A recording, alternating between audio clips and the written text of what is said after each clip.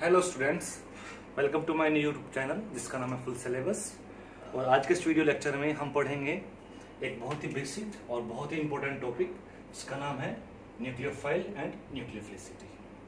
Okay, तो आज के इस लेक्चर में हम डिस्कस करेंगे कि न्यूक्लियोफाइल क्या होता है, how we decide that whether nucleophile will be weak और strong, what is the nucleophilicity and how this nucleophilicity affect the strength of a nucleophile. That means how the nucleophilicity decides that whether nucleophile will be weak or strong. Okay, so starting with the nucleophile, so we know that nucleophiles are electron rich species. Okay, these can be negatively charged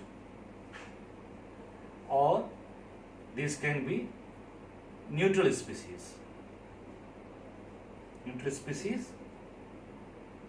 with unshared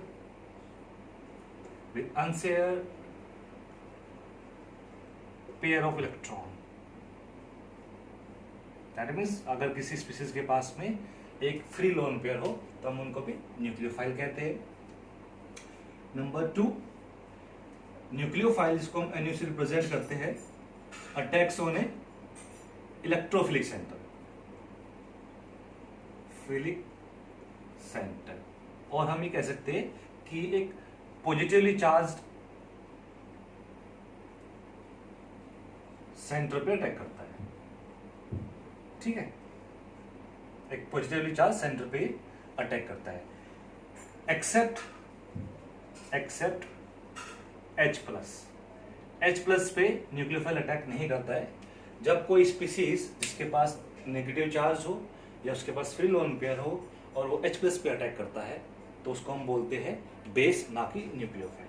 okay, number 3 point जो है होता है nucleophile के लिए, nucleophile जो होते हैं हमारा जो इलेक्ट्रोफिलिक सेंटर होता है, ठीक है, जिसको मैं E+ से प्रेजेंट करता है, इसे प्रेजेंट कर देता हूँ, जो हमारा इलेक्ट्रोफिलिक सेंटर होता है उसके साथ में क्या करता है, बॉन्ड बनाता है, बॉन्ड फॉर्मेशन। दैट मीन्स जब कोई न्यूक्लियोफाइल किसी एक इलेक्ट्रोफिलिक सेंटर पे जो कि इलेक्ट्रॉन डेफिशिएंट सेंटर है उस पर अटैक करता है तो उसके साथ में वो बॉन्ड बनाता है।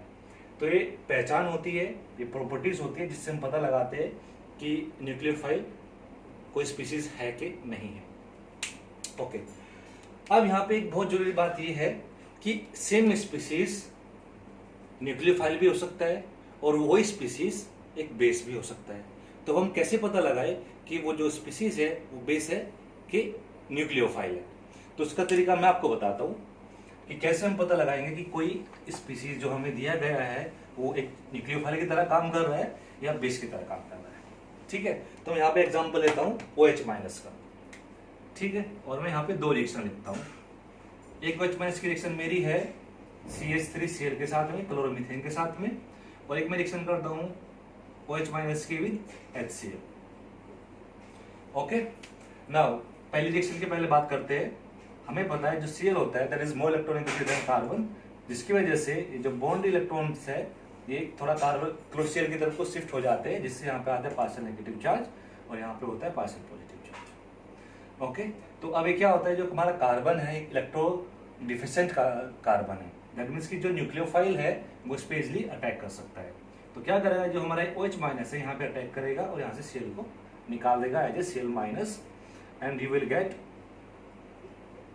CH3+ and Cl-। ओके, अब सेकेंड इक्वेशन देखते हैं, फिर कंपेयर करेंगे दोनों को। जब OH- की रिएक्शन करते हैं हम HCl के साथ में, यहाँ पे भी H+ ऊपर चार्ज जो होता है प्लस होता है, Cl के पास यहाँ पे माइनस चार्ज होता है, तो ये कर देते हैं।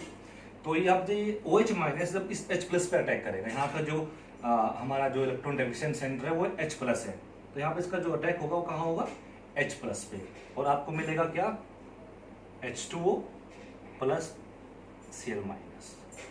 ओके, अब देखो ये मान लो इक्वेशन नंबर 1 है, इक्वेशन नंबर 2 है। इस इक्वेशन में क्या हो रहा है, जो हमारा न्यूक्लियोफाइल है इलेक्ट्रॉन डेफिशिएंट सेंटर पे अटैक कर रहा है और उसका बॉन्ड बना रहा है। तो यहाँ पे जो OH- है यहाँ पे एक न्यूक्लियोफाइल है, ठीक है, यहाँ पे जो OH माइनस है एक प्रोटॉन को एब्स्ट्रैक्ट कर रहा है, बाकी मॉलिक्यूल को जो Cl माइनस है उसको बाहर निकाल दे रहा है। तो यहाँ पे जो OH माइनस है बेस की तरह काम कर रहा है। ठीक है, दैट मीन्स कि अगर हमारा जो स्पीसीज है जो हमारा स्पीसीज है वो एक इलेक्ट्रॉन डेफिशिएंट सेंटर पे अटैक करके उसका बॉन्ड बनाता है, ठीक है, तो हम उसको कहते हैं कि वो न्यूक्लियोफाइल है। लेकिन अगर वो स्पीसीज एक प्रोटॉन को लेके चला जाता है तो हम उसको क्या कहते हैं, वो एक बेस है। ठीक है, एक एग्जांपल आप और देख सकते हो, जैसे अगर आप OH माइनस की रिएक्शन करवा देते हो इसके साथ में, C डबल बॉन्ड हो CH3, अब यहाँ पे जो OH माइनस जब इसके साथ रिएक्शन करता है तो ये बनाता है क्या, CH2 minus C double bond हो CH3, और साथ में क्या करता है, यहां से H प्लस को निकालता है एज ए H2। ठीक है, यहां से H प्लस को बाहर निकालता है। मैं इसको ले लेता हूं, तो ये क्या करेगा, ये इस पे अटैक करेगा H प्लस पे, और ये बॉन्ड मेरा यहाँ पे, तो यहाँ पे भी प्रोटॉन को बाहर निकाल रहा है। तो इस केस में क्या कर रहा है, ये बेस का काम कर रहा है। वहीं पे अगर OH माइनस ने इस सेंटर पे अटैक किया होता है, यहाँ पे जो कि इलेक्ट्रॉन डेफिशिएंट सेंटर है, यहाँ पे कार्बन के प्लस चार्ज होता है, पार्शियल प्लस चार्ज, क्योंकि ये इलेक्ट्रॉनिक एटम से अटैच होता है। अगर इसने OH माइनस इस कार्बन पे अटैक किया होता तो हम इसको यहाँ पे न्यूक्लियोफाइल कहते हैं। ठीक है, समझ में आ रहा है कि क्या डिफरेंस होता है एक बेस और न्यूक्लियोफाइल के बीच में। डिफरेंस सिर्फ इतना सा है कि जो हमारा बेस होगा वो प्रोटॉन को एब्स्ट्रैक्ट करेगा, और जो हमारा न्यूक्लियोफाइल है वो सेंटर पे अटैक करके वहां पे बॉन्ड बनाएगा। ओके, आई होप कि आपको समझ में आया होगा। तो आप एक मिनट के लिए वीडियो पॉज करके इस चीज को नोट कर लो, इसके बारे में लिख लो। ठीक है, ओके। अब हम बात करते हैं कि जो ये न्यूक्लियोफाइल है कब वीक होगा, कब स्ट्रॉन्ग होगा, क्योंकि न्यूक्लियोफाइल वीक हो सकता है, we can have weak nucleophile और we can have strong nucleophile. तो एक न्यूक्लियोफाइल वीक कब होता है, एक न्यूक्लियोफाइल स्ट्रॉन्ग कब होता है, वो डिपेंड करता है किस चीज पे, न्यूक्लियोफिलिसिटी पे। ठीक है, किसी न्यूक्लियोफाइल का वीक होना स्ट्रॉन्ग होना डिपेंड करता है न्यूक्लियोफिलिसिटी। अब क्वेश्चन ये आता है कि न्यूक्लियोफिलिसिटी पे कैसे डिपेंड करता है, तो उसके लिए हमें सबसे पहले पता होना चाहिए कि न्यूक्लियोफिलिसिटी क्या होती है। तो जो न्यूक्लियोफिलिसिटी होती है वो होती है अटैकिंग पावर और you can say speed of nucleophile. Nucleophile की जो अटैकिंग पावर होती है, जो स्पीड होती है, अटैकिंग स्पीड, उसको हम उसकी न्यूक्लियोफिलिसिटी कहते हैं। ये अटैकिंग पावर या स्पीड जितनी ज्यादा होगी न्यूक्लियोफाइल हमारा उतना स्ट्रॉन्ग होगा, और जितनी कम होगी हमारा न्यूक्लियोफाइल उतना ही वीक होगा। दैट मीन्स कि अगर हमें किसी न्यूक्लियोफाइल की न्यूक्लियोफिलिसिटी के बारे में पता है कि ज्यादा है कि कम है, तो हम बता सकते हैं कि हमारा न्यूक्लियोफाइल वीक है कि स्ट्रॉन्ग है। अब अगेन फिर दिमाग में एक क्वेश्चन आता है कि हमें कैसे पता कि न्यूक्लियोफिलिसिटी कम है कि ज्यादा है। तो जो न्यूक्लियोफिलिसिटी होती है ये कुछ पैरामीटर्स पे डिपेंड करती है। ठीक है, वो पैरामीटर्स कौन कौन से, उसको मैं डिस्कस करता हूं।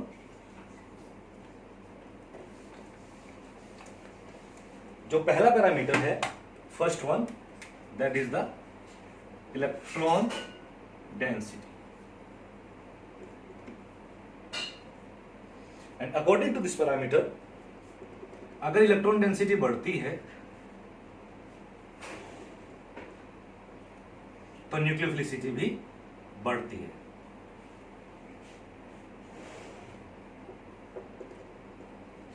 अब न्यूक्लियोफिलिसिटी बढ़ेगी तो जो हमारा न्यूक्लियोफाइल कैसा होगा, वो स्ट्रॉन्ग होता चला जाएगा। जितनी ज्यादा न्यूक्लियोफिलिसिटी बढ़ेगी न्यूक्लियोफाइल उतना ही ज्यादा क्या होगा, स्ट्रॉन्ग होगा। अब ऐसा क्यों होता है, इलेक्ट्रॉन डेंसिटी बढ़ने से न्यूक्लियोफिलिसिटी क्यों बढ़ती है? वेरी इजी भाई, न्यूक्लियोफाइल कौन होता है, जो इलेक्ट्रॉन देता है, जिसके पास इलेक्ट्रॉन की एक्सेस होती है, जो इलेक्ट्रॉन से का धनी होता है। अब जितने ज्यादा इलेक्ट्रॉन होंगे किसी स्पीसीज के पास में, वो उतना ही जल्दी इतने ही आराम से इलेक्ट्रॉन दे सकता है, और जितना जल्दी या जितने आराम से इलेक्ट्रॉन देगा उसकी न्यूक्लियोफिलिसिटी उतनी ही ज्यादा हो जाएगी। ठीक है, तो for example if you compare, अगर हम यहाँ पे H2O और OH माइनस की न्यूक्लियोफिलिसिटी कंपेयर करते हैं, ठीक है। अब मैं आपको पहले एक चीज बता दूं कि जब हम न्यूक्लियोफिलिसिटी कंपेयर करते हैं किसी स्पीसीज की, हम लिखा तो मैंने पूरा इसको H2 और OH माइनस, लेकिन हमें जो न्यूक्लियोफिलिसिटी देखनी है यहाँ पे, हमें देखनी है किसकी, ऑक्सीजन एटम की। हम उस एटम को देखते हैं जो जाके जो हमारा सेंटर होता है, जो हमारा इलेक्ट्रोफिलिक सेंटर होता है, उससे जाके अटैच होता है, जो उसके साथ बॉन्ड बनाता है। हम इस X की प्रॉपर्टी देखते हैं। अब इसके पास में H लगा है, इसके पास में Cl लगा है, Br लगा है, इनको नहीं देखते। हाँ, इनका इफेक्ट देखते हैं इस X पे क्या होता है, बट एक्चुअली में X को ही देखना होता है कि X का नेचर क्या है, इस X की इलेक्ट्रॉन डेंसिटी कैसी है, हम वो देखते हैं, पूरा का पूरा मॉलिक्यूल नहीं देखते। तो जब हम वाटर और OH माइनस की बात करेंगे तो हम यहाँ पे दोनों में ना ऑक्सीजन पे ध्यान देंगे, ठीक है, ऑक्सीजन की इलेक्ट्रॉन डेंसिटी पे। तो यहाँ पे जो वाटर में ऑक्सीजन है, इसके पास लोन पेयर ऑफ इलेक्ट्रॉन है। यहाँ पे जो OH है, इसके ऊपर क्या, ऑक्सीजन के ऊपर क्या है, नेगेटिव चार्ज है। हम ये कहते हैं, हमें ये पता है कि किसी स्पीसीज पे नेगेटिव चार्ज तब आता है जब उसके पास इलेक्ट्रॉन्स आते हैं, जब उसके पास इलेक्ट्रॉन की एक्सेस होती है, यानी कि इसकी जो इलेक्ट्रॉन डेंसिटी कैसी हो, ज्यादा हो, ठीक है। अब जब इसकी इलेक्ट्रॉन डेंसिटी ज्यादा है और यहाँ हमें पता है कि इलेक्ट्रॉन डेंसिटी बढ़ेगी तो न्यूक्लियोफिलिसिटी क्या होगी, बढ़ेगी। जब OH माइनस की इलेक्ट्रॉन डेंसिटी ज्यादा है तो OH माइनस जो होगा वो वाटर से स्ट्रॉन्ग न्यूक्लियोफाइल होगा। यहीं पे अगर आप H2S और SH माइनस को कंपेयर करें तो SH minus will be strong nucleophile, and then if you compare NH3 with NH2 minus, तो आपका जो NH2 माइनस है it will be a strong nucleophile. Okay, I hope कि आपको ये चीज समझ में आई होगी। तो जल्दी से इसको नोट कर लो, फिर हम आगे बढ़ेंगे। पॉज करके नोट कर लेना। ओके,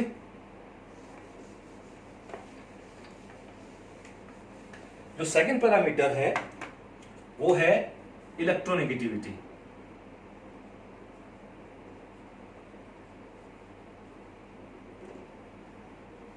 अब बात करते हैं इलेक्ट्रोनेगेटिविटी किसकी, electronegativity of that atom which is behaving as a nucleophile, या जो सीधा सीधा जाके इलेक्ट्रोफिलिक सेंटर के साथ में क्या करेगा, बॉन्ड बनाएगा, उस एटम की इलेक्ट्रोनेगेटिविटी हम देखेंगे। और ये जो सेकंड जो रूल है, जो प्रिंसिपल है, it is applicable in a periodic table from left to right. जब हम किसी पीरियड में लेफ्ट टू राइट जाते हैं तब हम इसको अप्लाई करते हैं।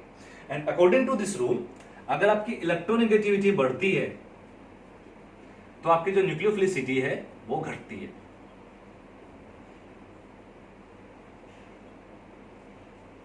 जब न्यूक्लियोफिलिसिटी घटेगी तो जो न्यूक्लियोफाइल है उसका जो अटैकिंग पावर है वो कम होगी, तो जो हमारा न्यूक्लियोफाइल है वो भी क्या होगा, धीरे धीरे वीक होता चला जाएगा, ठीक है। और ये एप्लीकेबल कहां है, एक पीरियोडिक टेबल में लेफ्ट टू राइट। तो फॉर एग्जांपल अगर हम ये स्पीसीज लेते हैं CH3 minus, NH2 minus, OH minus, F minus, सबके ऊपर एक माइनस चार्ज है, ठीक है। अब मुझे बताना है, कंपेयर करना है कि इसमें किसकी न्यूक्लियोफिलिसिटी सबसे ज्यादा है, यानी कि कौन सा सबसे ज्यादा स्ट्रॉन्ग न्यूक्लियोफाइल है और कौन सा वीक न्यूक्लियोफाइल है। तो इसके लिए मुझे क्या करना है, इसके लिए मुझे इलेक्ट्रोनेगेटिविटी देखनी है। किसकी इलेक्ट्रोनेगेटिविटी देखनी है, मुझे उस एटम की इलेक्ट्रोनेगेटिविटी देखनी है जो एक न्यूक्लियोफाइल की तरह बिहेव करने वाला है। तो यहाँ पे क्या है, इसमें वो जो है वो कार्बन है, यहाँ पे नाइट्रोजन है, यहाँ पे ऑक्सीजन है और यहाँ पे फ्लोरीन है, ठीक है। मुझे कार्बन, नाइट्रोजन, ऑक्सीजन, फ्लोरीन की इलेक्ट्रोनेगेटिविटी का ट्रेंड देखना है कि किस किस में ज्यादा है, किस किस में कम है। जैसे मुझे वो पता चलेगा तो मैं बता सकता हूँ कौन सा स्ट्रॉन्ग न्यूक्लियोफाइल है और कौन सा वीक न्यूक्लियोफाइल है। तो हमें पता है कि ये जो एटम्स होते हैं कार्बन, नाइट्रोजन, ऑक्सीजन, फ्लोरीन, एक पीरियोडिक टेबल में लेफ्ट टू राइट अरेंज होते हैं, ठीक है। और पीरियोडिक टेबल के पीरियड में लेफ्ट टू राइट जाने से जो इलेक्ट्रोनेगेटिविटी होती है वो क्या होती है, बढ़ती है, क्योंकि साइज जो होता है एटम का वो छोटा होता चला जाता है। दैट मीन्स की जो इलेक्ट्रोनेगेटिविटी ऑर्डर है यहाँ पे इन एटम्स का वो ये है, ठीक है। अब सब पे सेम चार्ज है माइनस, ठीक है। तो अब इस पे हम ध्यान नहीं देंगे, चार्ज तो सब पे बराबर हो गया। अब हम ध्यान देंगे इस चीज पे, इलेक्ट्रोनेगेटिविटी पे। अब जब इलेक्ट्रोनेगेटिविटी कार्बन की सबसे कम है और फ्लोरीन की सबसे ज्यादा है, तो एज पर दिस रूल जो F माइनस होगा ये सबसे वीक न्यूक्लियोफाइल होगा और जो CH3 माइनस होगा सबसे स्ट्रॉन्ग न्यूक्लियोफाइल होगा। तो यहाँ पे जो न्यूक्लियोफिलिसिटी का ऑर्डर होगा CH3 माइनस के सबसे ज्यादा होगी और सबसे स्ट्रॉन्ग न्यूक्लियोफाइल होगा इन चारों में। उसके बाद NH2 माइनस, उसके बाद OH माइनस और F माइनस सबसे वीक न्यूक्लियोफाइल है। अब बात करते हैं कि ऐसा क्यों होता है। ऐसा इसलिए होता है कि हमें पता है, वी नो दैट कि जो इलेक्ट्रोनेगेटिव एटम होते हैं उनके पास एक स्पेशल पावर होती है। क्या पावर होती है? इलेक्ट्रॉन को अपनी तरफ खींचने की या इलेक्ट्रॉन को अपने पास रखने की। जितनी ज्यादा इलेक्ट्रोनेगेटिविटी होती है कोई भी स्पीसीज एटम उतने स्ट्रांगली जो शेयर पर इलेक्ट्रॉन होते हैं उनको अपनी तरफ अट्रैक्ट करता है और उसको लेके वो स्टेबलाइज होता है। तो F माइनस के ऊपर, सॉरी फ्लोरीन के ऊपर ये जो माइनस चार्ज है, इसको लेके जो फ्लोरीन है वो खुश है, हैप्पी है, क्योंकि इसके यहाँ पे क्या हो गया, 8 इलेक्ट्रॉन हो गए, इसके स्टेबल हो गया। ठीक है, तो इसलिए इस नेगेटिव चार्ज के साथ ये बड़ा खुश है, स्टेबल है। ठीक है, तो ये इस अपने जो इलेक्ट्रॉन्स है इनको देना नहीं चाहेगा। अब ये नहीं रखेगा, ये तो दे देगा। साइज छोटा है, इसके पास हमने इलेक्ट्रॉन बढ़ा दिए है तो उसका अनकंफर्टेबल फील होगा, तो रखेगा ही नहीं अपने पास। जैसे इसके पास इलेक्ट्रॉन आएंगे ये बोलेगा कि भाई किसी को चाहिए तो मुझसे ले लो, तो तुरंत CH3- अपने इलेक्ट्रॉन दे देगा। तो इसलिए स्ट्रॉन्ग न्यूक्लियोफाइल की तरह बिहेव करता है और ये वीक न्यूक्लियोफाइल की तरह बिहेव करता है। ठीक है, आई होप कि आपको समझ में आ रहा होगा। थोड़ा धीरे धीरे इसको वीडियो को पॉज करके देखो और अच्छे से समझ में आएगा। सोचो इसके बारे में, जितना सोचोगे उतना अच्छे से और समझ में आएगा। और किसी को कोई डाउट कंफ्यूजन होता है तो आप कमेंट बॉक्स में लिख सकते हो। Okay, now next parameter, third parameter जो है वो होता है साइज। थर्ड पैरामीटर क्या होता है? Size of atom. अब साइज ऑफ एटम की हम बात कर रहे हैं यहाँ पे भी, किस एटम का साइज? जो कि न्यूक्लियोफाइल की तरह बिहेव करने वाला है। ठीक है, तो अकॉर्डिंग टू दिस रूल अगर एटम का साइज बढ़ता है तो न्यूक्लियोफिलिसिटी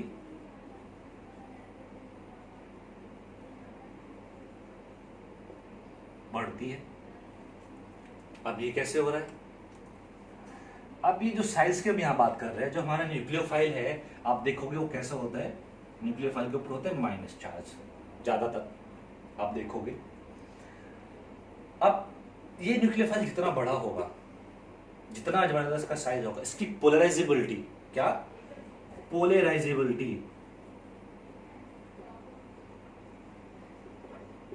कितनी होगी? ज्यादा होगी, उतनी ही ज्यादा इसकी पोलराइजेबिलिटी होगी। न्यूक्लियोफाइल का साइज बढ़ेगा, पोलराइजेबिलिटी इसकी बढ़ेगी। अब सर ये पोलराइजेबिलिटी कहां से आ गया? ये पोलराइजेबिलिटी आता है कहां से? आपने पढ़ा होगा फजान्स रूल। फजान्स रूल आपने पढ़ा होगा, तो ये थोड़ा थोड़ा इसमें फजान्स रूल का एप्लीकेबिलिटी आप देखेंगे। अगर आपको फजान्स रूल नहीं आता है तो मैंने फजान्स रूल पे वीडियो बना रखी है, जिसके लिंक आपको नीचे डिस्क्रिप्शन बॉक्स में मिल जाएगी, तो आप वहां से जाके इस वीडियो को देख सकते हैं। बहुत सारी इंफॉर्मेशन वहां पे मैंने दी हुई है। ठीक है, कैटायंस के बारे में बात किया हुआ है, यहाँ पर सिर्फ अनायन के बारे में बात कर रहे हैं। तो साइज बढ़ेगा तो पोलराइजेबिलिटी बढ़ेगी। अब ये पोलराइजेबिलिटी क्या होती है? पोलराइजेबिलिटी होती है किसी अनायन का एक पॉजिटिवली चार्ज स्पीसीज के तरफ अट्रैक्ट होना। ठीक है, यानी कि अगर सपोज, क्योंकि ये ऑर्गेनिक केमिस्ट्री की हम बात कर रहे हैं, तो यहाँ पे जो हमारा इलेक्ट्रोफिलिक सेंटर होगा वो क्या होगा? हमेशा C+ होगा। ठीक है, अब हमारे पास कोई अनायन है, नेगेटिवली चार्ज है, इसके पास नेगेटिव चार्ज है। ठीक है, नेगेटिवली चार्ज स्पीसीज है ये। तो क्या होता है? इसका इसकी तरफ अट्रैक्ट होना। ठीक है, इसका इसकी तरफ अट्रैक्ट होना। कुछ चीजें भी अट्रैक्ट होती है, कुछ किस तरह चीजें डिस्टॉर्टेड हो जाती है, इसको हम पोलराइजेबिलिटी बोलते हैं। और ये कहा जाता है कि ये जो साइज है नेगेटिवली चार्ज स्पीसीज का, ये जितना ज्यादा होता है पोलराइजेबिलिटी उतनी ही ज्यादा होती है। इसका मतलब क्या है कि साइज जितना ज्यादा होगा, ये जो जो नेगेटिवली चार्ज स्पीसीज है ये उतना ही ज्यादा अट्रैक्ट होगा C+ की तरफ। अब जितना ज्यादा अट्रैक्ट होगा उतनी ही ज्यादा इसकी न्यूक्लियोफिलिसिटी होगी। अब जितनी ज्यादा न्यूक्लियोफिलिसिटी होगी उतनी स्ट्रॉन्ग वो न्यूक्लियोफाइल होगा। दैट मीन्स कि जैसे जैसे हमारे जो नेगेटिवली चार्ज स्पीसीज है इसका साइज बढ़ता है, वैसे वैसे न्यूक्लियोफिलिसिटी बढ़ती है बिकॉज ऑफ पोलराइजेबिलिटी। ठीक है, एंड वैसे वैसे क्या होता है, वो जो न्यूक्लियोफाइल है वो हमारा स्ट्रॉन्ग होता चला जाता है। अगर हम इस कंपेयर करें एक एग्जांपल के साथ में, OH- और SH- को अगर हम कंपेयर करते हैं तो सल्फर का साइज ऑक्सीजन के साइज से बड़ा होता है। सल्फर का साइज ऑक्सीजन के साइज से बड़ा है, तो ये जो SH- होगा ये स्ट्रॉन्ग न्यूक्लियोफाइल होगा as compare to OH- according to this. वहीं पे अगर हम न्यूट्रल स्पीसीज की बात करें, NH3- NPH3- की हम बात करते हैं, तो इसमें फॉस्फोरस का जो साइज है वो नाइट्रोजन के साइज से क्या है, ज्यादा है। तो जो हमारा फॉस्फोरस है it will be A, sorry जो फॉस्फीन है PH3, it will be a strong nucleophile.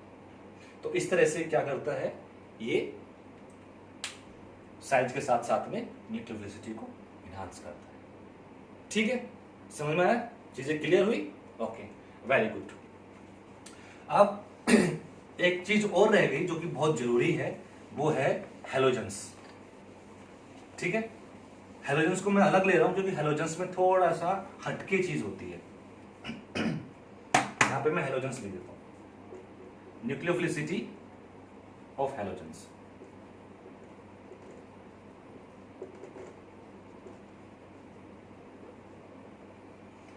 अब देखो, ये होते हैं हमारे F-, सपोज करो F-, Cl-, Br- and I-, ये हमारे न्यूक्लियोफाइल है। अब मुझे कंपेयर करना है कि इनका न्यूक्लियोफिलिसिटी ऑर्डर क्या है। अब ये जो हेलोजेंस होते हैं, इनकी जो न्यूक्लियोफिलिसिटी है वो सोलवेंट डिपेंडेंट है।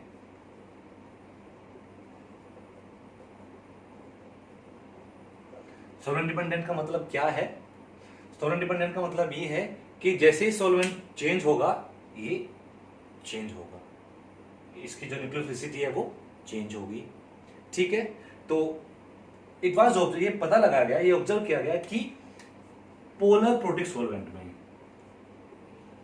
अगर हमारा सोलवेंट क्या है, पोलर है और प्रोटिक है, उस केस में क्या होता है, I- हमारा सबसे स्ट्रॉन्ग न्यूक्लियोफाइल होता है, और जैसे I- से हम ऊपर की तरफ जाते हैं, न्यूक्लियोफिलिसिटी क्या होती है, डिक्रीज होती चली जाती है।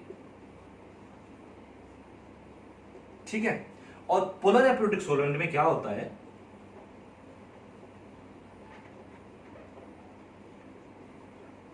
इस केस में जो ऑर्डर है रिवर्स होता है, यानी कि उसमें F- हमारा स्ट्रॉन्ग न्यूक्लियोफाइल है, और जैसे हम नीचे की तरफ जाते हैं न्यूक्लियोफिलिसिटी क्या होती है, घटती चली जाती है। न्यूक्लियोफाइल की जो स्ट्रेंथ है वो कम होती चली जाती है, हमारा जो न्यूक्लियोफाइल है वो वीक होता चला जाता है। ठीक है, तो इनका ये जो नेचर है ये सोलवेंट डिपेंडेंट है। अब बात ये आती है कि सोलवेंट डिपेंडेंट कैसे, सोलवेंट का ऐसा क्या इफेक्ट इस पे पड़ रहा है, क्यों सोलवेंट इसको इस तरह से इफेक्ट कर रहा है, ऐसा क्या होता है, चलो उसके बारे में हम बात कर लेते हैं, डिस्कस कर लेते हैं। उससे पहले आप इस चीज को नोट कर लो वीडियो को पॉज करके। ठीक है, उसके बारे में हम बात करेंगे।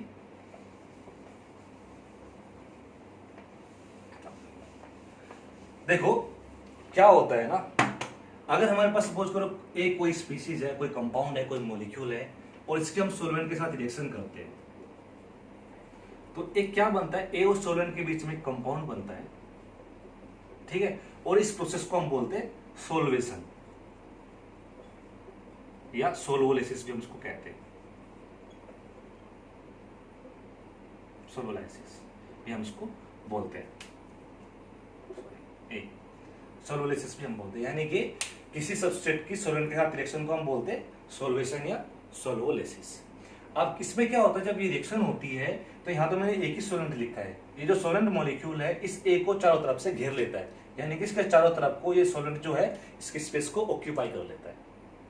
ठीक है, ये इस तरह से रिएक्शन होती है किसी सबस्ट्रेट और सोलवेंट के बीच में। तो कुछ ऐसे ही होता है हेलोजेंस के बीच में और इन सोलवेंट्स के बीच में। अगर हमारे पास पोलर प्रोटिक सोलवेंट है और हमारे पास हेलोजन है, X- मैं कोई भी ले लेता हूं, X- मेरे पास कोई हेलोजन है और मेरे पास सोलवेंट है, तो क्या होता है, जब सोलवेंट में हम इसको डालते हैं तो सोलवेंट क्या करता है, इस X- के चारों तरफ अपना घेरा बना लेता है, क्योंकि जब हमारा सोलवेंट पोलर प्रोटिक होता है तो पोलर प्रोटिक में हमारे पास क्या होता है, हाइड्रोजन एटम होता है, जो कि इजीली क्या किया जा सकता है, रिलीज किया जा सकता है, या जो क्या है हाइड्रोजन बॉन्डिंग में या किसी इंटरेक्शन में पार्टिसिपेट कर सकता है, अगर हमारा सोलवेंट क्या है, पोलर प्रोटिक सोलवेंट है। तो क्या होता है कि जो H है, ये जो H+ की तरह प्रेजेंट होता है सोलवेंट में, आप लिख देता हूं, तो X- और H+ के बीच में एक इलेक्ट्रोस्टैटिक फोर्स ऑफ अट्रैक्शन हो जाता है, क्रिएट हो जाता है, यानी कि इसका सोलवेलिसिस हो जाता है। सोलवेंट को मैं सिर्फ प्रेजेंट कर दे रहा हूं यहाँ पे,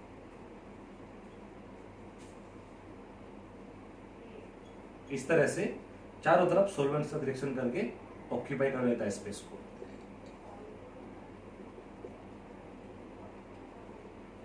ठीक है। अब ये जो X माइनस है, इसका साइज जितना छोटा होता है उतने ही ज्यादा हमारे सोलेंट मॉलिक्यूल्स के चारों तरफ स्पेस को ऑक्यूपाई कर सकते हैं, और X माइनस का साइज जितना बड़ा होता है उतने ही कम मॉलिक्यूल इसको ऑक्यूपाई करेंगे। ठीक है। अगर अपन कंपेयर करते हैं अपने हेलोजन्स को, तो जो F माइनस है उसका साइज सबसे छोटा है। मैं इसको यहाँ पे F माइनस कर देता हूँ, इसका साइज सबसे छोटा है। तो F माइनस के चारों तरफ जो मॉलिक्यूल होंगे वो सबसे ज्यादा होंगे, और जैसे जैसे हम F माइनस से Cl माइनस, Br माइनस और I माइनस की तरफ जाएंगे तो ये जो मॉलिक्यूल्स है सॉल्वेंट के, ये कम होते चले जाएंगे। हो सकता है I माइनस के पास बहुत कम मॉलिक्यूल हो। मैं यहाँ पे ऐसे एक इंस्ट्रक्शन दिखा देता हूँ आप लोगों को।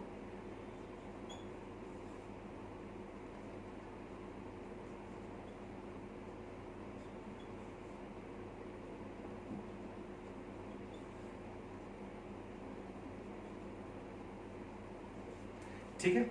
अब क्या होता है, जैसे जैसे हम F माइनस से I माइनस की तरफ जाते हैं तो सोलेंट के जो मॉलिक्यूल्स है जो स्पेस को ऑक्यूपाई करते हैं वो कम होते चले जाते हैं।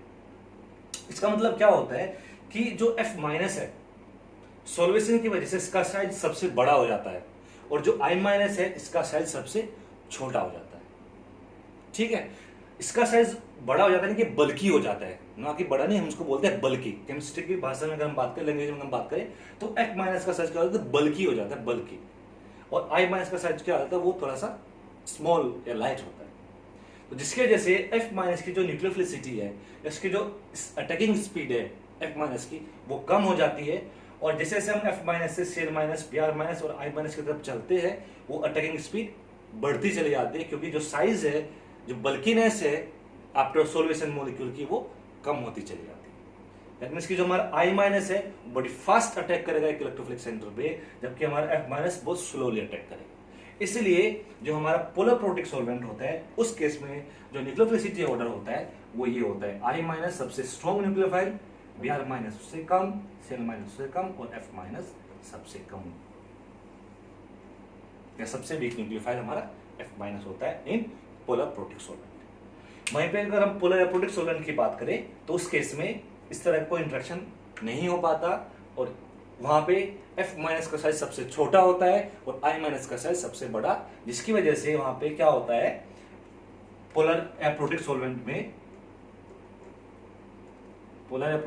में क्या होता है, F माइनस सबसे स्ट्रॉन्ग न्यूक्लियोफाइल होता है कि उसका साइज सबसे छोटा है, इसकी अटैकिंग स्पीड सबसे ज्यादा होगी, और जैसे हम आगे बढ़ेंगे ग्रुप में नीचे की तरफ, साइज बढ़ेगा और न्यूक्लियोफिलिसिटी कम होती चली जाएगी।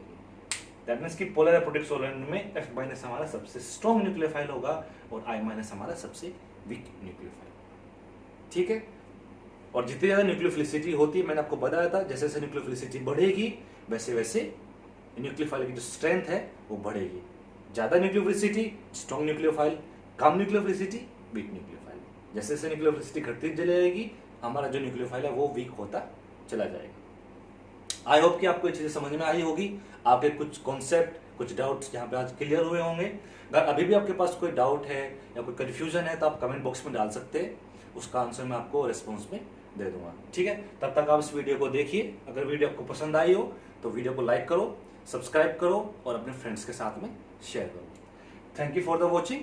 ठीक है। और नेक्स्ट वीडियो में हम इसको थोड़ा आगे बढ़ेंगे, कुछ एक्सेप्शंस है वो हम इसकी डिस्कस करेंगे। Okay, bye bye, take care.